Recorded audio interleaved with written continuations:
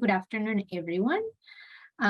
Today, we will come back to our Transfer Pricing Asia series, and we'll be speaking about managing transfer pricing in Indonesia, Singapore, and Malaysia, which are three countries that are very important in our region in terms of population, number of companies, and they are very much interlinked when it comes to setting up operations in the region, hence the importance of understanding how we can manage a topic that is very, very much a cross-border and international tax topic, which is transfer pricing.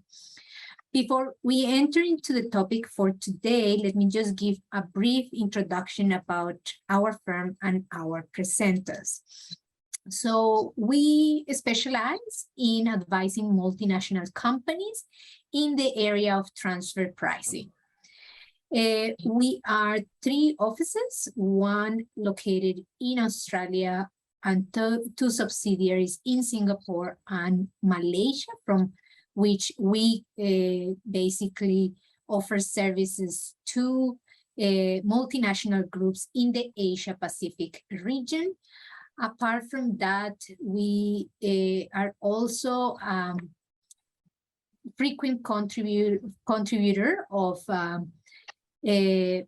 basically to industry journals in the area of transfer pricing. We really love what we do, and we don't have any issues with sharing with companies about what we know and how we can help.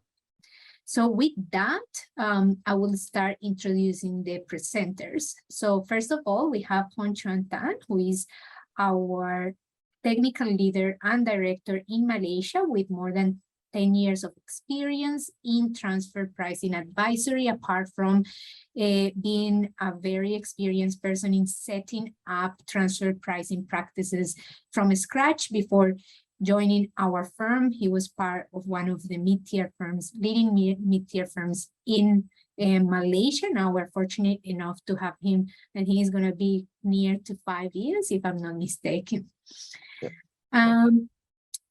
We have a special guest today, which is Mr. Gumilang, which I hope I make justice to his name, who is a very well-regarded Indonesian transfer pricing practitioner with more than 15 years of experience advising multinationals in transfer pricing in Indonesia. Apart from that, before being a consultant, he was part of the Indonesian tax authority for a few years. So he does know very well what is the expectation of the Indonesian tax authorities. Apart from that, he holds a certificate of advanced diploma in international taxation issued by the Chartered Institute of Taxation, UK. And for those of you who are not familiar, my name is Adriana Calderon. I'm the director and technical lead for our Asia business. I'm the co-founder of Transfer Pricing Asia and Malaysia, with more than 15 years of experience in advising multinational companies in the area of transfer pricing and international tax. Prior to Transfer Pricing Solutions, I worked with Big Four and mid-tier firms. And with that, maybe we can get into the topic for today. So we will be talking first, giving everyone an overview of transfer pricing requirements and what is the expectation from tax authorities in Indonesia, Singapore, and Malaysia. Then we will go through a case study that we will use as an example to elaborate on point 3, which is common areas of disputes. With that, let me just start with an opening statement, which is giving an overview of what are the transfer pricing requirements in the Asia-Pacific region, and then we will go into the detail for each of the countries that we're covering today. So there is mainly two key aspects that need to be considered. One is that in every Asia-Pacific or Southeast Asia and Asia country, We have now a very clear requirement to disclose and report related party transactions in the tax returns. That means that the taxpayer has to report, depending on the country, the value of the transactions, the nature of the transactions, and in certain countries, even where documentation is prepared, what methods are used. The reason that this requirement is important is to understand that as part of the tax return, most taxpayers have to report these transactions, and therefore they become visible to a tax authority to be able to decide which taxpayers will be subject to an audit.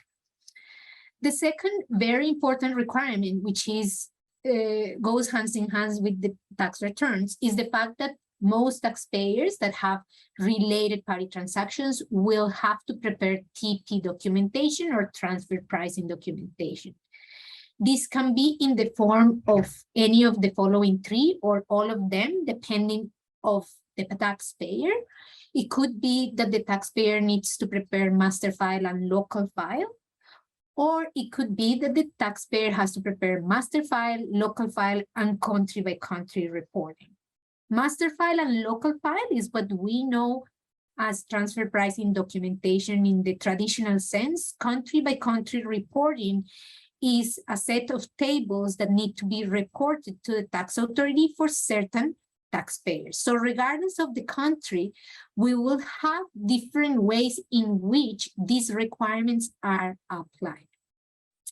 And one last point is to always keep in mind that most countries in the region have already in place the agreements or the multilateral agreements that are required to exchange information, which means that tax authorities are having more visibility over what the taxpayer does, not only in their country, but also in other countries that they operate in. With that, let me pass it on to Chuan to start talking on the requirements that are specifically in the context of Malaysia and Singapore. Right, thanks, Adriana. Now, first, obviously, without looking at the specific countries, transfer pricing, you need to talk about the core principle of transfer pricing, which is the the arm's length principle, right? It is an international standard accepted globally, which all countries follow, right? With regard to the arm's length principle, we are not just determining the arm's length price itself, but also to to assess the substance of the transaction, right? So we are talking about commerciality and economic reality of the transactions, right? So in order for us to look at whether the transaction adhere to this so-called arm's length principle, taxpayers in Malaysia and Singapore, they are required to prepare and maintain this contemporaneous transfer pricing documentation, which we'll go through what that contemporaneous meaning in the slides later. Okay, all right. Now, the next table talks about the key aspects between Singapore and Malaysia. Maybe I'll talk about Malaysia first, then I'll pass it on to Adriana. Singapore. In Malaysia, arm's length principle 100% mandatory, and for TB documentation, again, there's no exemptions once you have a control, which is the related party transaction. They are required to prepare TB documentation, unfortunately. So, and for those taxpayers, bear in mind that even though you have low value transactions, you have yet to test your transaction whether those the value is actually that actual value of the transaction or not. So don't deem those as you're not required or the risk is low in relation to TP documentation. TP analysis consistent with OECD. Malaysia follows almost identically to OECD. the content is consistent, more so on the local file, which is TP documentation focus. You are required to review and update your TP documentation annually, and contracts are now required. This is based on the RIB's perspective, as well as TP adjustments. Generally, you can perform TP adjustments, before closing of your books, right? So bear that in mind. So that's Malaysia. I'll pass it on to you, Adriana. Singapore, we have some similarity, but same but different to some extent, like chicken rice, same, but not the same in Singapore and Malaysia. So we will have that the arm's length principle is mandatory. It applies, and we will talk about it later, to all taxpayers with control transactions. TP documentation, different to Malaysia, is mandatory only for certain taxpayers.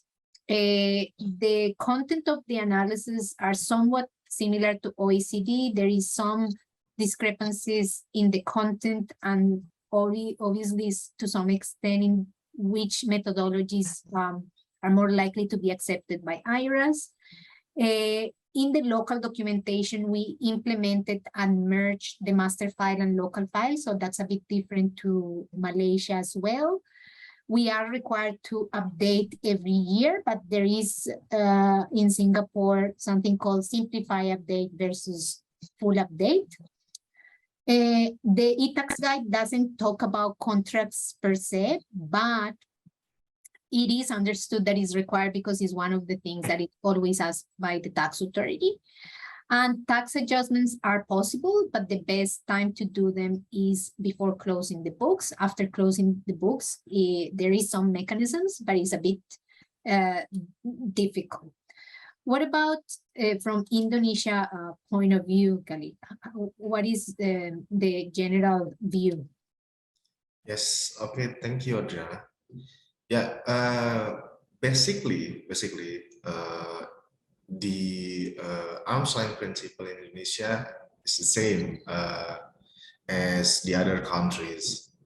But for the TP documentation, there's a lot of difference between Indonesia and OECD requirement. So, like Singapore, same as Singapore, TP documentation is mandatory for certain taxpayers, only for certain taxpayers, but not all of the taxpayers should prepare this.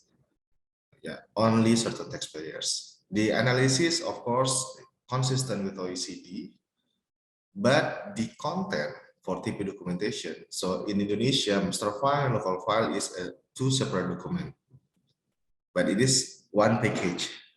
If you oblige to prepare master file, you should prepare local file also.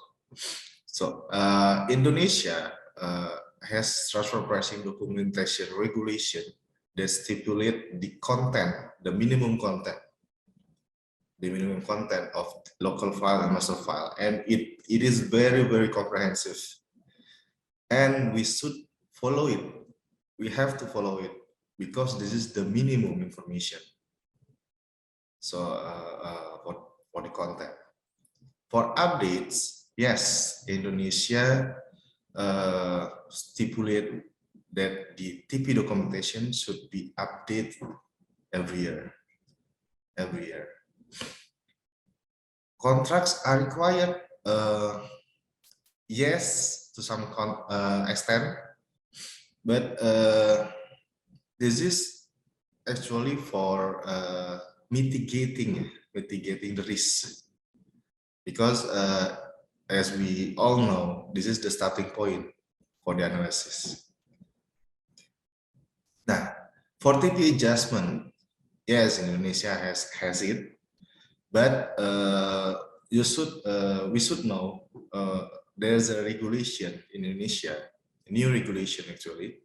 So the secondary Indonesia tax authority could make a secondary adjustment for TP, and it will be deemed as constructive dividend automatically.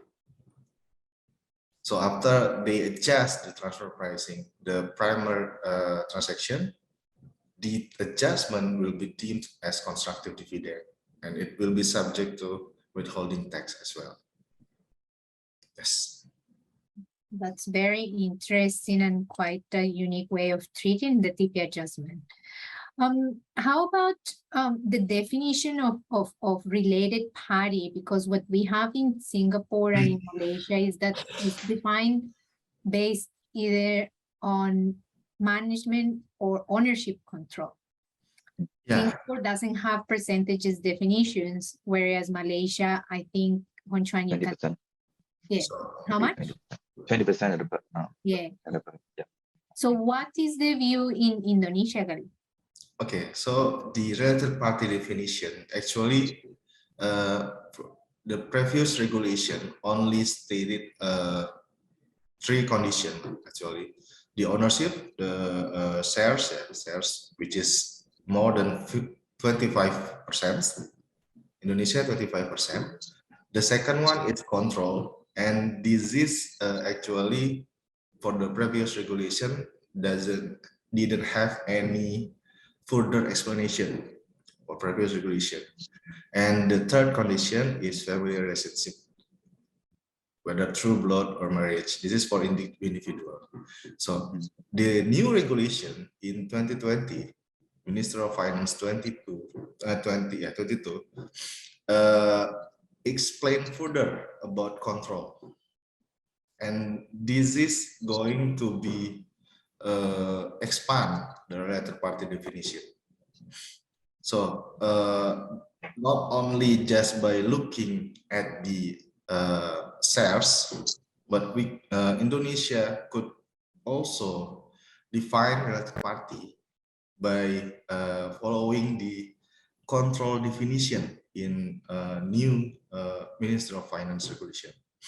So if the one party dominates the other, or one party, this is very wide definition. Only if you dominate the other, or one party is controlled by the others, they could define the parties in the transaction is a related party, or 2 or more parties are under the control of the same party, also will be defined as related party. And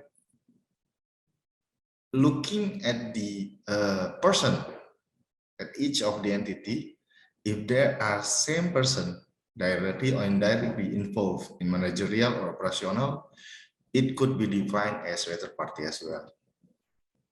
And commercially or financially known parties, including claim to be in the same business group, it could be defined as related party, even though there's no shares involved in here. Even though, so by if the entities, the party met this requirement, so it is a related party. That's it. So that means that it can really be a situation where if I only have one customer, that one customer could be my related party if it has an influence. So it's quite broad, basically. Yes. That's interesting, because I don't think we have that broad definition neither in Singapore nor in Malaysia. Yeah. We go more on the context of control, and the possibility of influence is not there. What about in Malaysia, Chuan?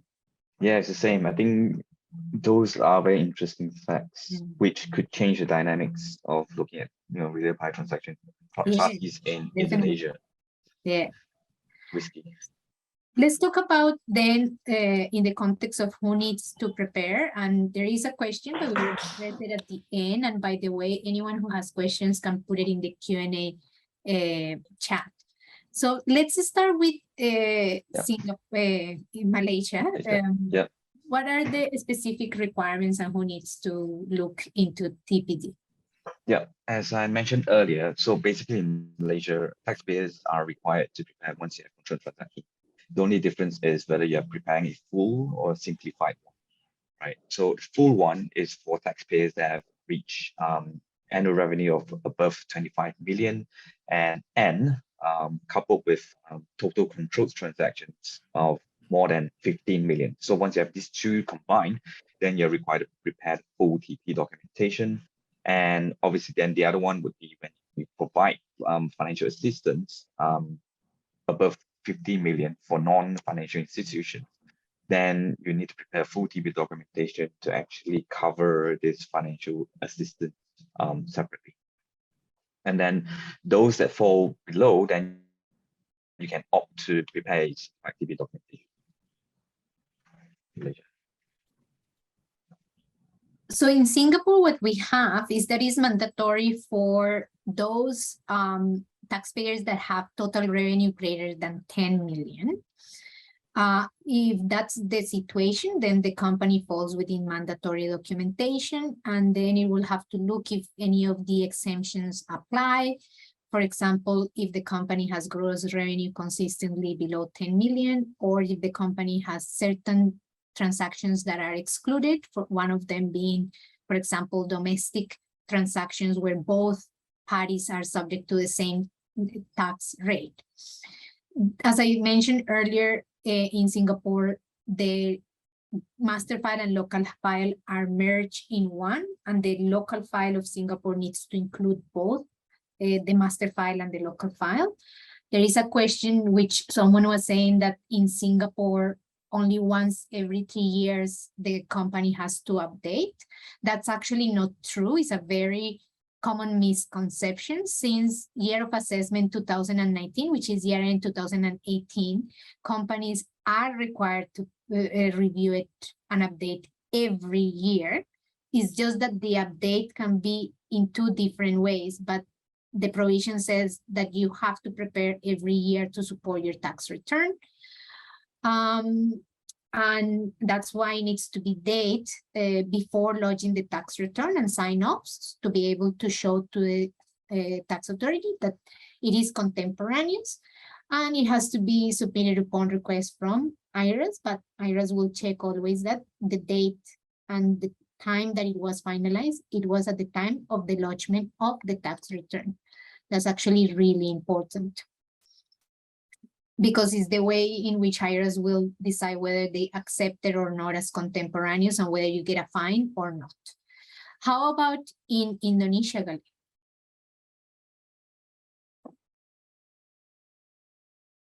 Sorry, okay. In Indonesia, the tax authority defined 2 conditions for CBC report and master file and local file. So for CBC report, if the parent co, the consolidated gross revenue is more than 11 trillion rupiahs or 750 million euros, then the taxpayer must prepare the CBC report. Okay. If the taxpayer is part of group, not a parent, and it is a part of group and the parent co-located outside of Indonesia, and the parent co is no requirement for CBC report, no agreement of EOI with Indonesia, and even though has EOI agreement, but tax authority cannot access the CBC report, the taxpayer will be asked to prepare the CBC report to submit to Indonesia tax authority. So this is for CBC report. And the other condition is for master file and local file. So at the screen, you could see 3 conditions in here. Keep in mind that 2 of the condition is we are looking at the previous fiscal year, not at the current fiscal year. Yeah. For the last condition, we see the current year condition. So if we met one of the requirement, then we have to prepare master file and local file. both of them, master file and local file. That's it, Adriana. So this is an interesting point because what it means is due to the last condition, majority of transactions, at least between Singapore and Indonesia, Yeah. have to be documented. Yes. So it really makes it kind of a requirement, right? Yes. Okay. All right, that's an interesting point. I wasn't aware of that, but that's an interesting point because it really makes any dealings between Singapore and Indonesia having to be documented with master file and local file. Yeah. So how about domestic transfer pricing and what's the position on domestic versus cross-border? And maybe I pass it on to Chuan first. With Yeah, for Malaysia, we need to look at both cross-border and domestic. And obviously there are exceptions to the domestic transactions whereby taxpayers, if you are able to show that both related parties are accessible and chargeable at the same rate of tax, effective tax rate, then that's fine. And or any adjustments that would not alter your total tax payable by both persons, then meaning to say that you're paying the same effective tax rate, then you're exempted from actually preparing the documentation. Not then domestic transactions will apply. Nowadays we have a lot of loss makers going on. Most likely you need to prepare that documentation. Singapore, interestingly enough, even though we're a city and a country, we have cross-border and we have domestic. And the reason we have domestic is because we have a lot of incentives and we have a lot of conglomerate groups within Singapore where one entity can be subject to a normal tax rate and another one can be subject to a preferential or no tax rate. So because of that, we have that domestically it applies. Having said that, there is two exemptions. First one is if the domestic parties are under the same tax rate, so neither of them are under a preferential tax regime, they are exempted from TPD. And the second exemption is loans where the lender is not in the business of borrowing and lending. Other than that, then TP documentation will be required to look at, and regardless, any control transaction will have to be subject to arm's length principles. What about Indonesia? Yeah, in Indonesia, both same as Singapore and Malaysia, both cross-border and domestic transactions includes for transfer arm's length principle application.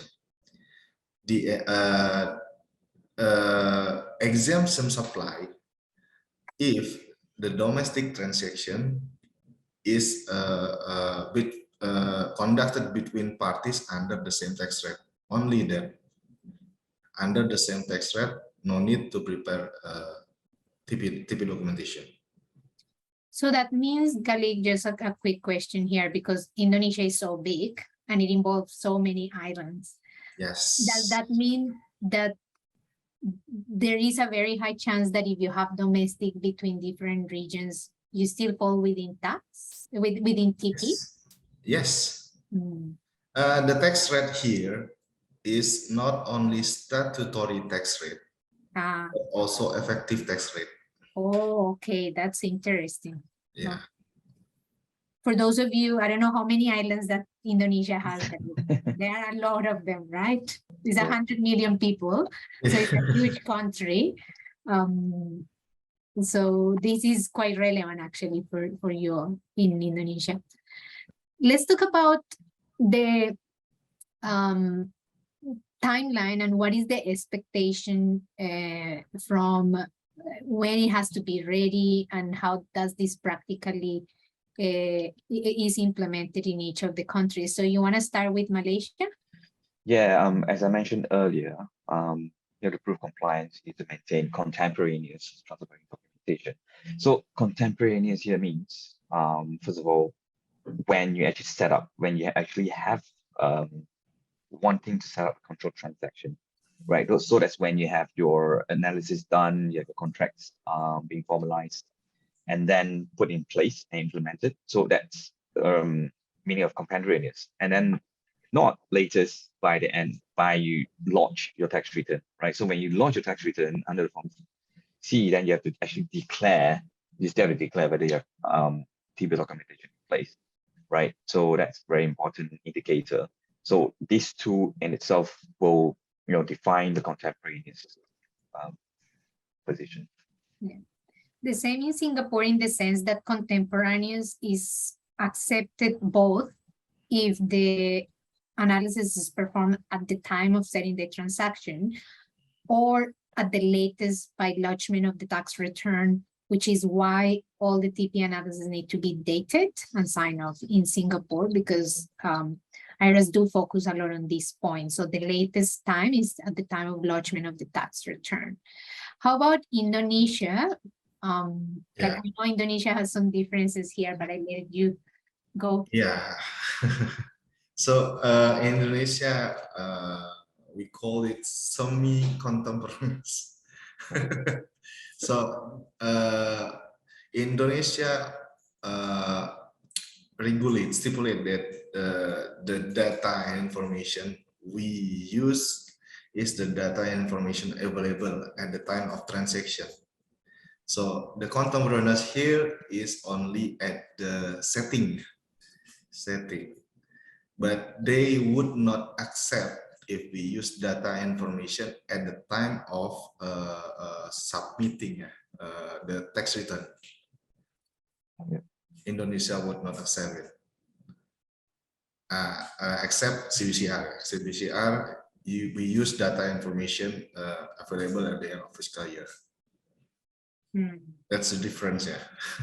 So that means contemporaneous for Indonesia is at the time of setting the transaction. At the time of setting. Okay. Let's talk a little bit about annual reviews. One of the questions, which I think we already answered, but I guess let me just start from Singapore point of view. As I was saying earlier, their annual reviews should happen, not every 3 years, it's annually. It's just that the way you conduct that annual review can differ if your transaction hasn't changed versus if there is some changes, and there is very strict conditions on doing a simplified review versus normal review, but they do have to be done annually. What about in Malaysia? Yeah, actually, also to answer the question as well, right? So the guidelines specifically say that all this needs to be annually reviewed, right? The 3-year concession is more towards your benchmarking searches, right? Every year you need to review, and then when you lodge your return, then you have to declare it's contemporaneous. And then for the benchmarking search, right, that is when you can actually then refresh every 3 years. So every year you only update the financials of the comparables, right? But you don't need to actually perform a new search every year. You perform a search every 3 years, right? Which I guess is different from Indonesia. Pass on to you, Galih. Yeah. In Indonesia, yeah, it should be updated every year. It's be reviewed annually.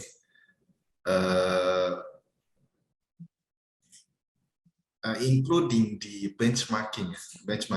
We have to do full search of benchmarking every year. We could not use 3 years benchmarking like Singapore or Malaysia, because there's no regulation like that in Indonesia. But the other content,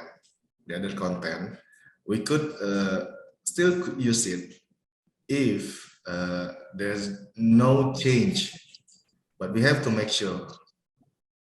We have to make sure of that. Yeah. Okay.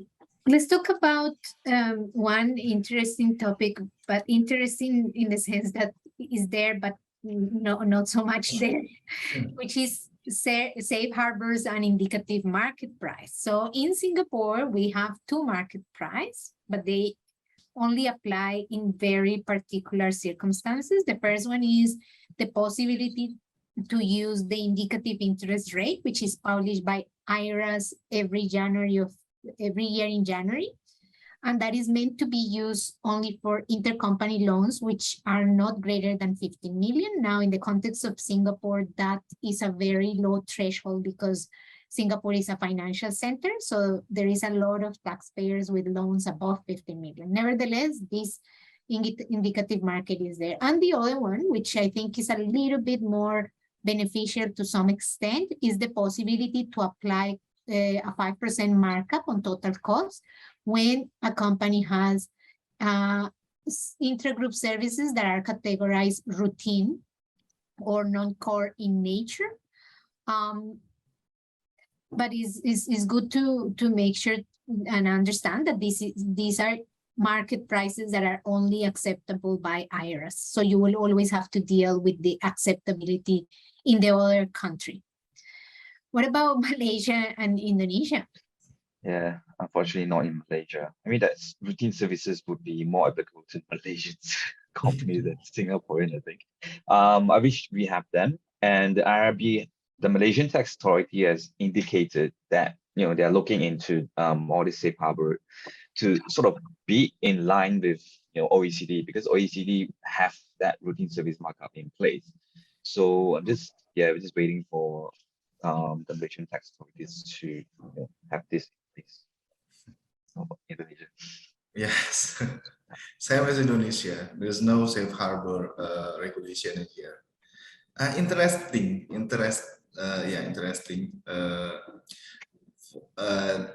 Even though Singapore has safe harbor, even though the taxpayer in Singapore following the safe harbor, Indonesia would not also follow it.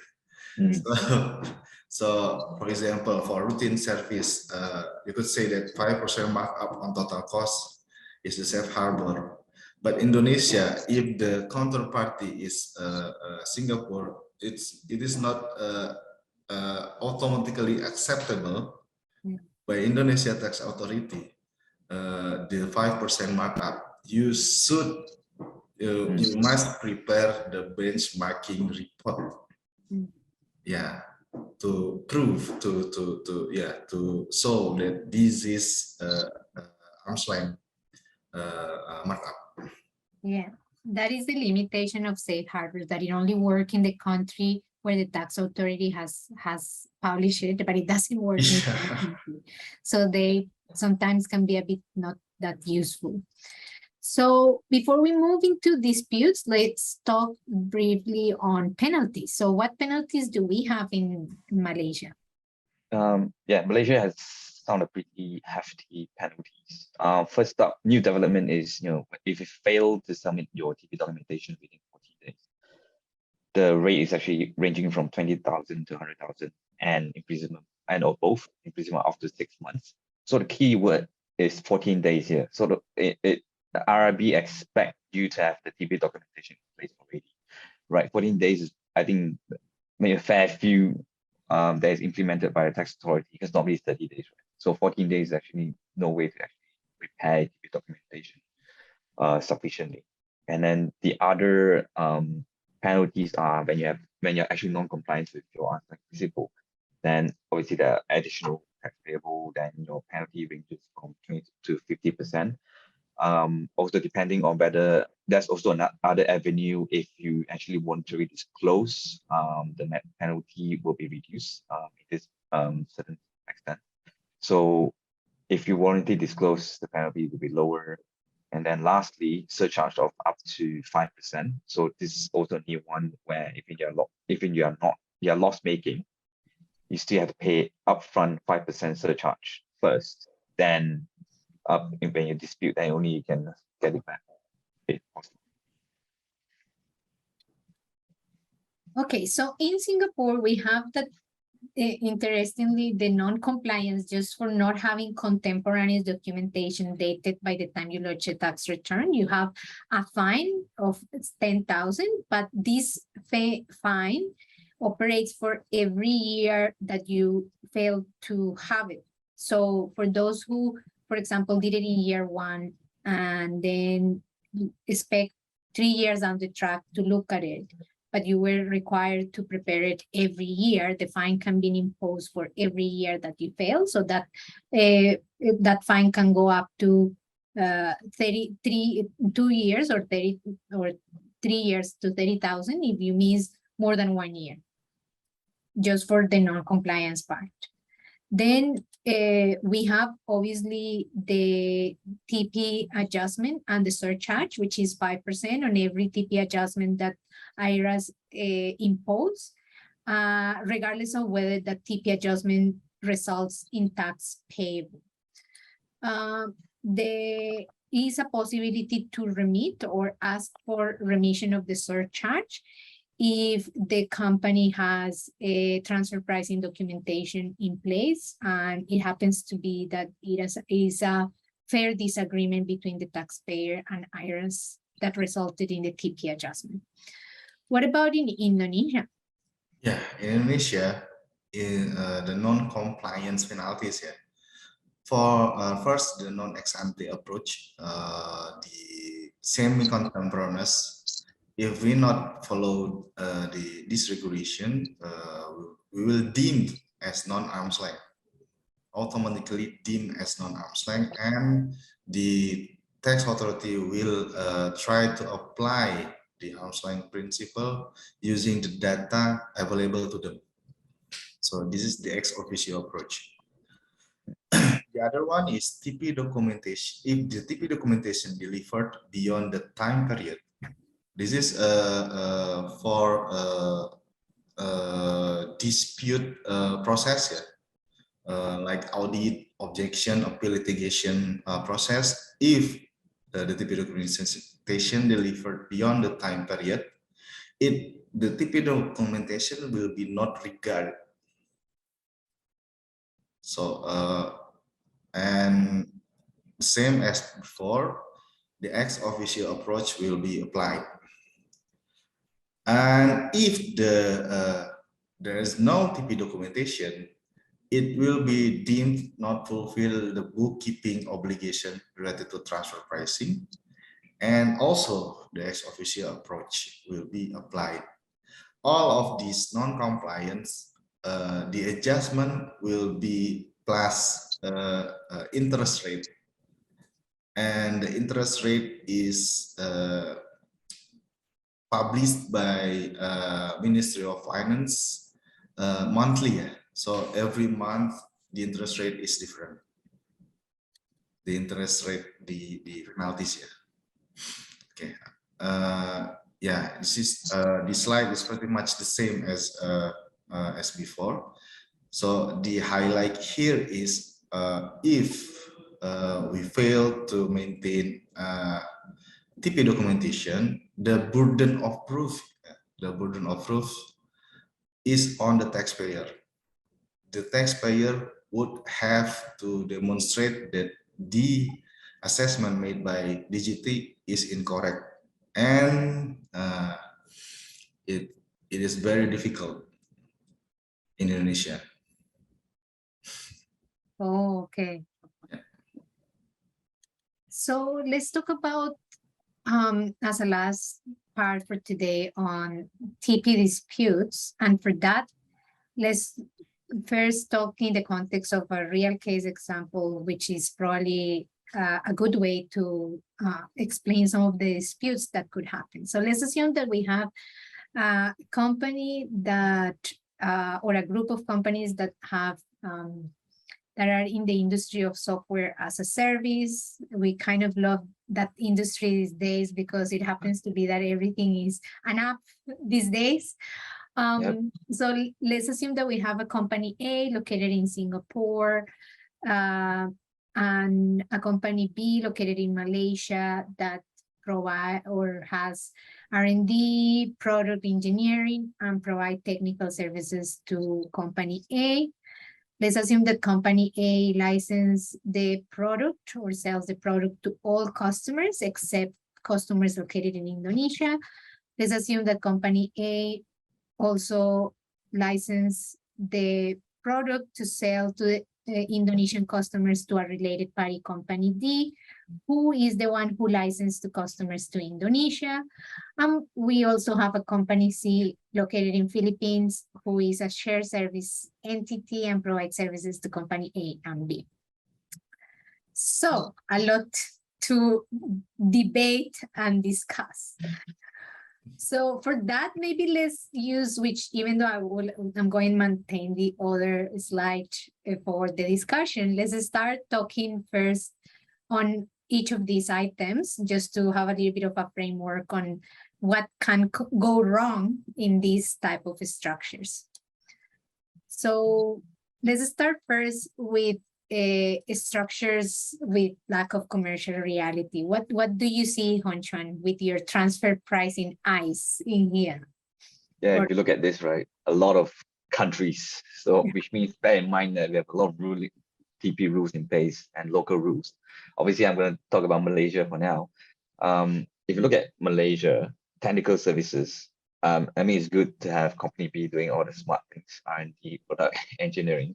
So commerciality wise, we need to look at whether Malaysia actually has substance, whether Malaysia has employees within performing such services. Obviously, we need to look at whether they have R&D people, product engineering people, providing technical services to Singapore. And then from a receiving end, Philippines, for example, same things applies. So shared services, whether Malaysia has those departments in place. Why does Malaysia need these shared services? Does Philippines has that substance people in there providing services to Malaysia, right? So that's on expense, right? So Malaysia tax authority will need to make sure that these services are actually in substance received by Malaysia and actually enjoy the benefits of the shared services, right? That's just want to be. Yeah, I think my only comment to add here is that is structure of substance and having substance and having some commerciality is key regardless of the country. I think whether you're doing in Philippines or in Singapore or Indonesia, in Malaysia, in today's world. So if Singapore is licensing to customers, there has to be some underlying analysis to assess as to why Singapore seems to be the owner of the product in the first place, and if there is enough basis for that to happen. Let's talk about the part of pricing and implementation. What do you see here? Yeah, same thing applies. So if we have gone through the substance, then we look at obviously arm's length principle, equate arm's length pricing, right? So services provided or received, we'll be looking at whether first you have the cost plus basis, right? So it's not just looking at the markup. Always we look at the markup and decide, okay, that's the arm's length markup, that's fine. But actually we still need to look at cost side of things, whether cost includes all the chargeable cost base and non-chargeable are excluded, and then charged accordingly based on the most appropriate allocation key in Philippines, for example, right? The shared services provided to Singapore and Malaysia, whether they are charged appropriately to both companies. What about in terms of losses and recurrent loss makers? One thing that it comes to mind here is because we all know that tech companies initially have a lot of losses, and we all know in the papers that they sometimes even continue to have losses for long periods of time. So I guess the question is always like, who in the supply chain should bear those losses?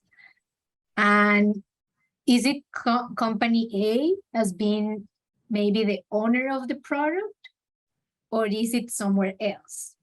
So, and if somewhere else, would Malaysia tax authority or Philippines or Indonesia tax authority would accept those losses of the group? Yeah, I think that breaks sort of the dynamics of transfer pricing, sort of when you have like circumstances where COVID comes into place and actually, disrupt the whole global economy. And then in TP, for example, right, we are looking at characterization. We need to make sure that all the companies are characterized properly, right? Based on this example, slightly Singapore maybe the entrepreneur and Malaysia more likely be the service provider, right? And in that sense, service provider generally should have a fixed markup. Routine service provider should have fixed markup in place. And when you have something like COVID affecting the global economy, does that mean that Malaysia, regardless of whether anything happens, they'll still need to be profit making, while all of the risks are borne by entrepreneur, right? So all this needs to be assessed. We are not saying that they shouldn't be loss making, but when you're loss making, then you need to have commercial reasons and concrete reality as to why, and to substantiate why you have loss makers in your group, right? So that's where you should be looking at.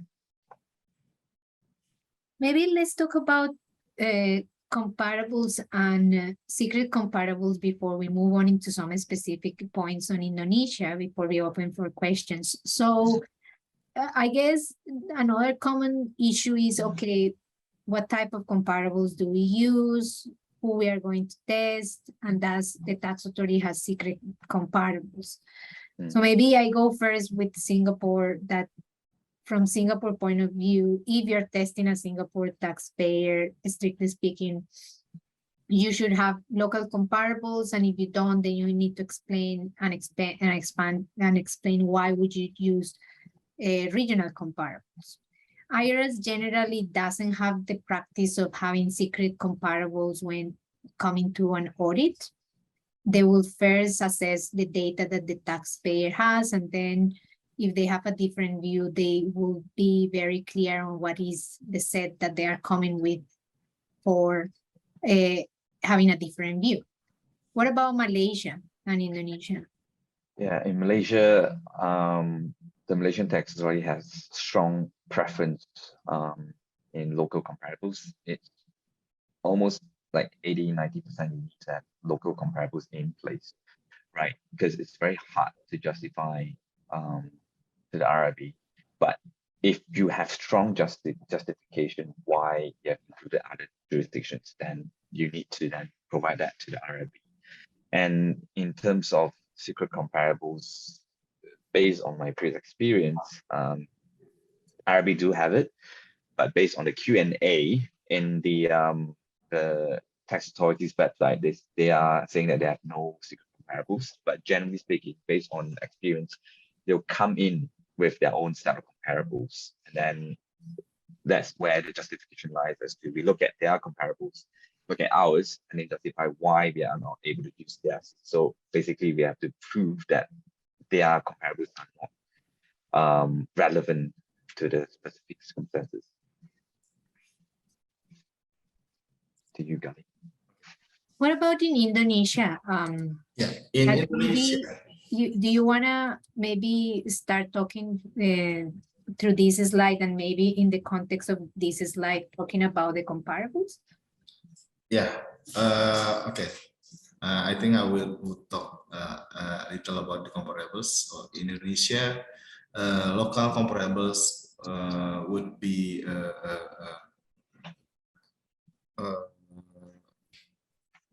better used in benchmarking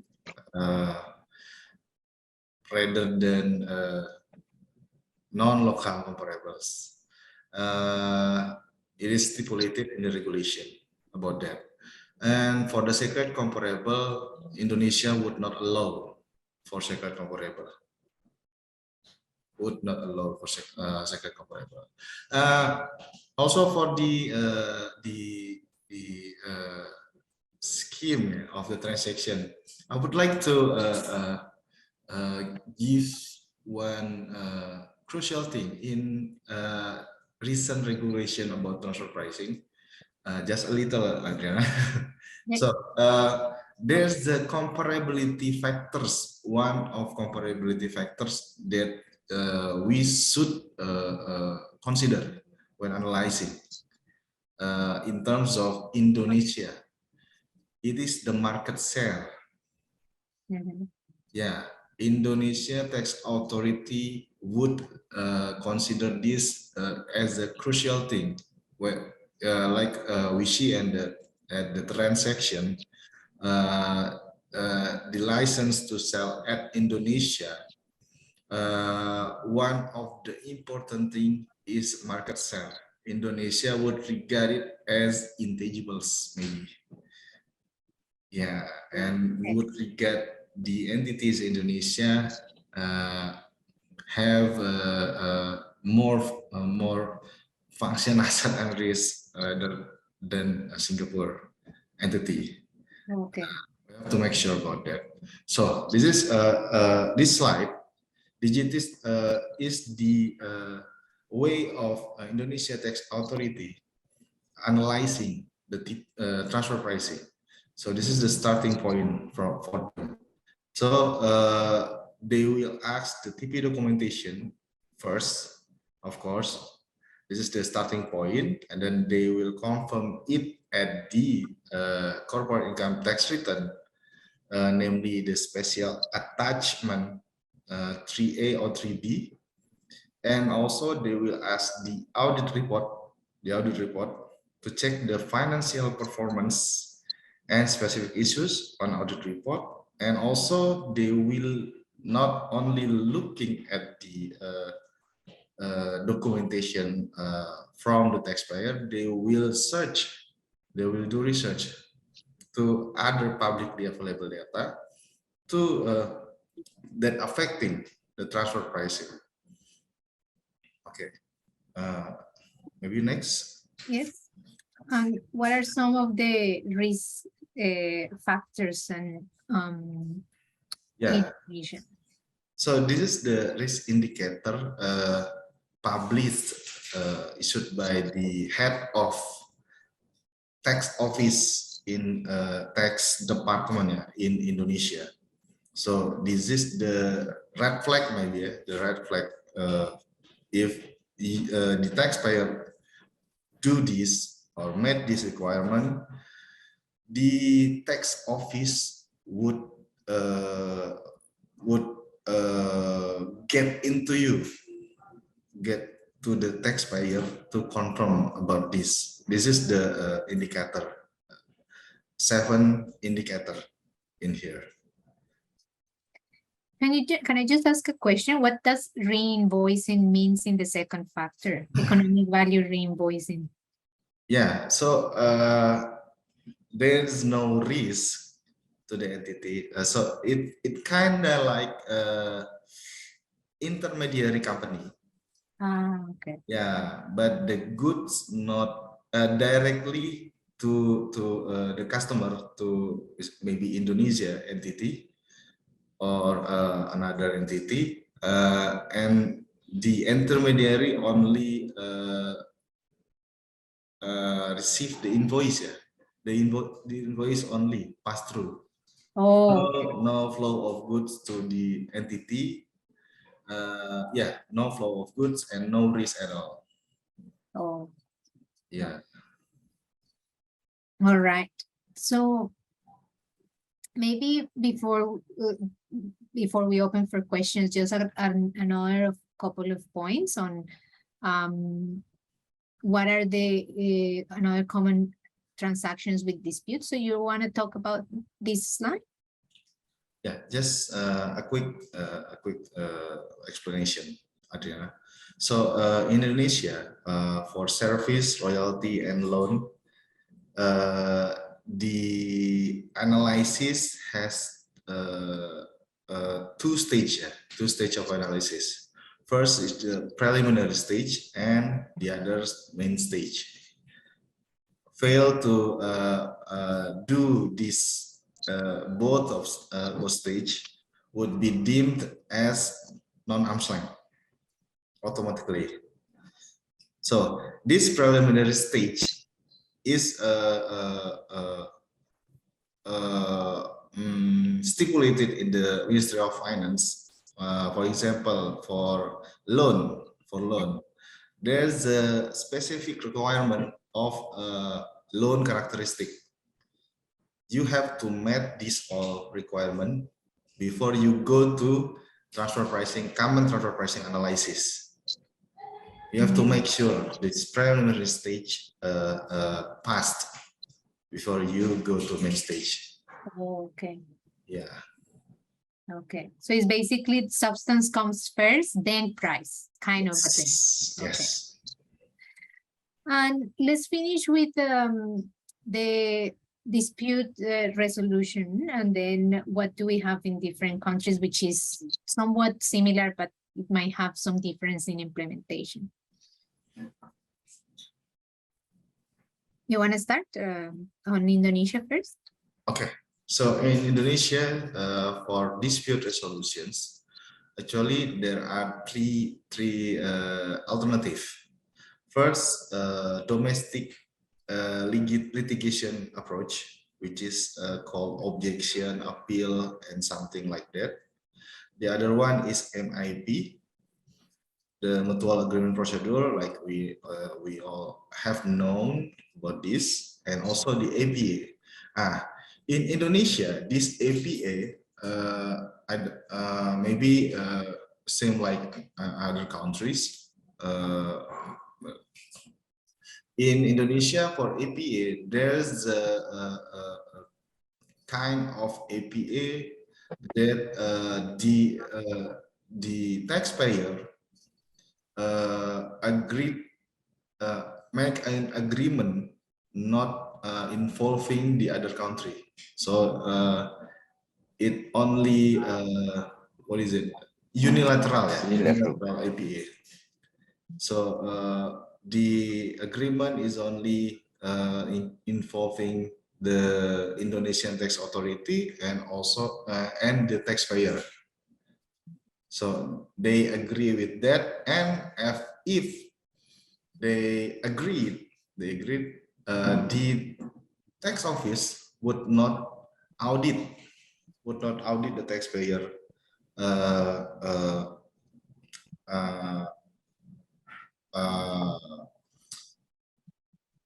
in the time of APA agreement. Oh, okay. Yeah.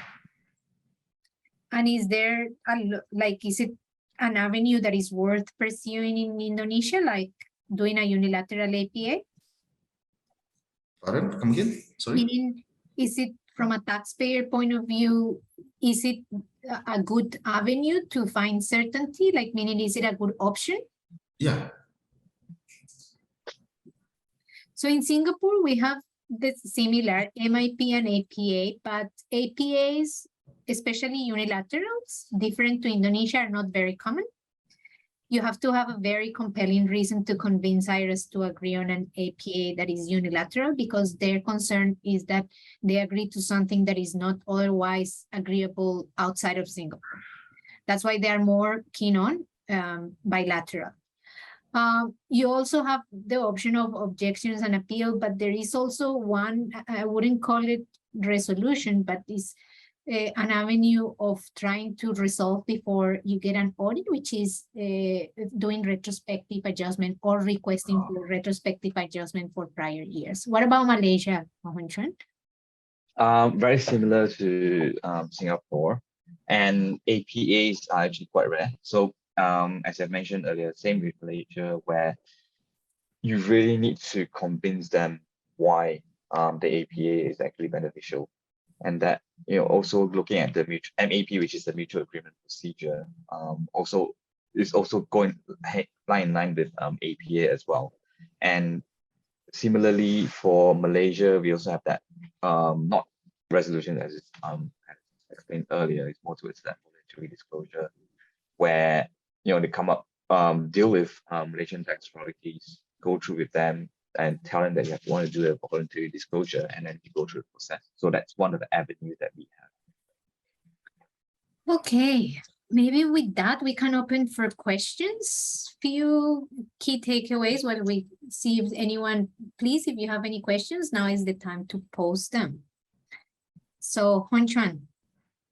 Yeah, from what I gather from this session is more towards that contemporaneous DP documentation and making sure that not not just have TP documentation in place, making sure it's contemporaneous, right? That's one of the things that is getting scrutinized by the Malaysian Tax Authority.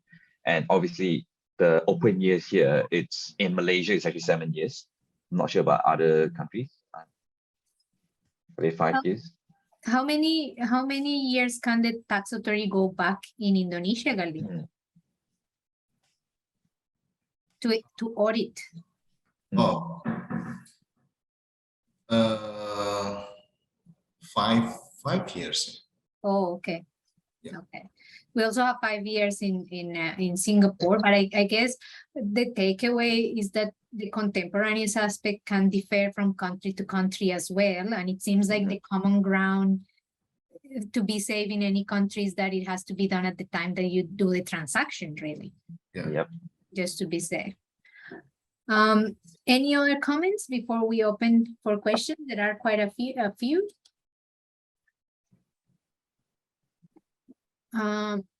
Okay, so I think the first one we already answered, which is in Malaysia is required to update every year with no material changes. Singapore is once every 3 years. That's not correct. It is every year. It's just the way in which you update can be simplified or full, which I think we already mentioned this. So it's not every year in Singapore. If you are within mandatory, sorry, it's not every 3 years. If you're within mandatory, it's every year. Someone is saying, I obtained a 1-month extension of time from IRAS to file the final year of assessment 2022 tax return. Will my TPD report dated 31st December be considered contemporaneous? Yes, it can be contemporaneous if that means that that date is before you lodge the tax return. So if you seek an extension for 1 month, I'm assuming that your extension is for 30th of December. So you have to finish and date your report by 30th of December, which is the date that you're going to lodge the tax return. There is one last question here, which is the following question is about whether control exists. Company A trades with Company B. The director of Company A, Mr. S, is also the director of Company B. Hence, Company A has control of Company B. With effect 1st of January 2021, Mr. X resigned as a director of Company B. Mr. X is not a shareholder of Company B, and B is not held by way of shareholder ownership or directorship by any other entity within the group. After 1st of January 2021, the contract agreement that were used before 1st of January 21 continues to be used for the trade between Company A and B. The question is if Company B is still considered a related party of Company A from and after 1st of January 2021. I think in Singapore, if the concept of control is not there in any way, shape, or form, then probably not. But I think that can be different in Indonesia, actually, or in I think Malaysia. Indonesia will be affected, but Malaysia, I think still okay if you don't satisfy the control. I think most importantly, if that director have no control, no influence over the subsidiaries' business operations, it may be safe to say that they are not related party. If even in the audit accounts they are not already considered related party, but that's fine. The question is if the new director, Mr. X, is a relative of someone who is the new director of the companies. What about then the aspect of control can happen? What about in Indonesia? Yeah, I think in Indonesia, it would still be regarded as related party because the agreement in here it still exists, yeah, continues to be used for the trade between Company A and Company B, and also Indonesia tax authority would be assume that the control still exists even though no Mr. X in there. So Right. yes, it is still considered as a third party. Hmm. Yeah, I think the question is if there is any other form of control that we cannot see, and then Mhm. that is questionable. Mm. All right, so I think that's pretty much it. We are already quite run over time, so we have our details at the end. Please feel free to like and subscribe to our YouTube channel where we have a lot of content. We have one last webinar for the year coming on the 27th of October from 2 to 3 p.m. about year-end TP tips for Malaysian taxpayers. And our details are at the end. Thank you very much. A special thank you to Galih to come and share his knowledge about Indonesia today. Thank you. And see you soon. Thanks, everyone.